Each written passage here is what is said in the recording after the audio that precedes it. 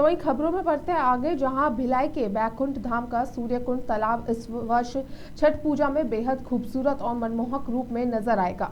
वैशाली नगर विधायक रिकेश सेन ने 51 नदियों का जल इस तालाब में समाहित किया है। उनके साथ भाजपा नेता राजेंद्र अरोड़ा और समर्थकों ने जल कलश यात्रा निकाली। इसी के साथ पूजा और गंगा आरती के बाद महिलाओं ने सूर्यकुंड को दीपों से सजाया। तो वही इस खबर में और जानकारी के लिए हमारी सहयोगी दीपमाला हमारे साथ जुड़ चुकी है। दीपमाला, कल भी जब हमने खबरों में जैसे कि दिखाया था कि रिकेश सेन ने कसम खाई थी कि वो इस वर्ष छठ पूजा पे सूर्य कुंड को चमकाएंगे, तो कैसा माहौल वहाँ था और जो कलश यात्रा हुई उसमें क्या कुछ विधायक ने कहा और कैसा माहौल था? जी पूजा जी, जैसे कि आपने बताया कि विधायक रिकेश सेन ने तालाबों की सफाई के साथ साथ अभी छठ का महापर्व जो अभी आयोजन होने वाला है, जिसे यूपी और बिहार में काफी खास मनाया जाता है। सबसे जी। बड़ा त्योहार होता है यूपी और बिहार वासियों के लिए छठी मैया की पूजा।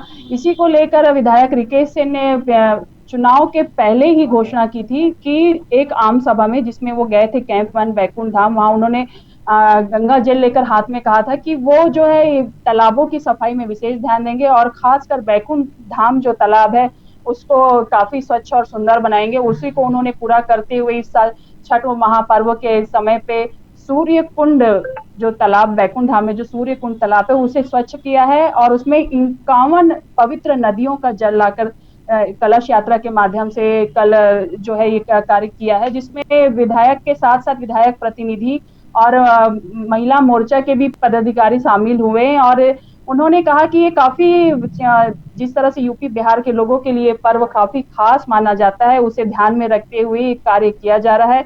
इसमें मैं आपको बता दूं कि इस छठ छठ पर्व के अवसर पर कान्हा जी महाराज का जी। भजन भी होने वाला है, साथ ही और और जो कुछ खास होगा वो छठी मैया की पूजा के लिए जो यूपी बिहार के लोग रहते हैं, जो अभी छत्तीसगढ़ में भी काफी संख्या में है, उन लोग के लिए कुछ खास व्यवस्था रखी जाएगी।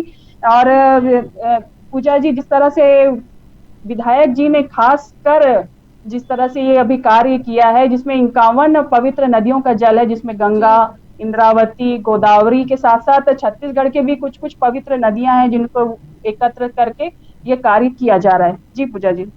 जी, जैसा कि आपने बताया कि विशेष अनुष्ठान कई किए गए और साथ ही, लेकिन सबसे बड़ा सवाल ये है कि सूर्य कुंड जिसके लिए इतनी चर्चा हुई और खुद विधायक ने कसम खाई थी गंगा जल लेके, उसमें क्या क्या विशेष बदलाव देखने को मिले हैं?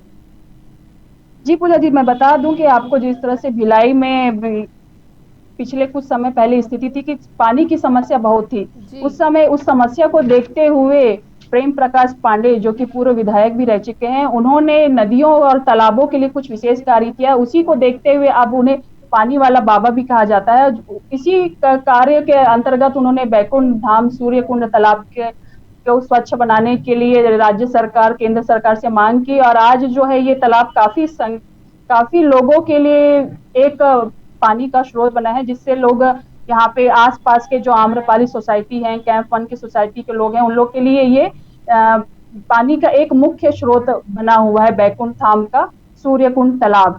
जी पूजा जी। जी, और जैसा कि दीपमाला हमने देखा और बताया भी कि विधायक रिकेश सेन ने खुद पदयात्रा की है कलश यात्रा के दौरान, जी, तो उसका उद्देश्य क्या रहा? इसका उद्देश्य उन्होंने, जैसे कि मैं आपको बता दूं कि जब वो पार्षद थे जी। वैशाली नगर विधायक से पूर्व वो रामनगर के पार्षद थे, तभी उन्होंने एक चुनावी रैली जिसमें भोजपुरी के प्रसिद्ध कलाकार जो आए हुए थे उनके साथ ही उन्होंने कसम खाई थी कि वो सभी तालाबों की स्वच्छ करने का एक कार्य करेंगे। उसी के अंतर्गत उन्होंने अभी जो छठ पर्व आ रहा है जिसे देखते हुए उन्होंने ये कार्य किया है कि छठ पर्व के अवसर पर उन्होंने तालाब को शुद्ध किया, स्वच्छ किया और 51 नदियों का जल लाकर इस कुंड में डाला है, ताकि जो भी इस कुंड में, जो भी इस तालाब में आके पूजा अर्चना करे, जी। वो काफी अपनी आस्था के साथ और काफी भक्ति का माहौल वहां पे रहे। जी पूजा जी। जी, बहुत बहुत धन्यवाद दीपमाला आपका हमारे साथ जुड़ने के लिए। आगे भी तमाम खबरों की जानकारी के लिए हम आपके साथ जुड़ते रहेंगे।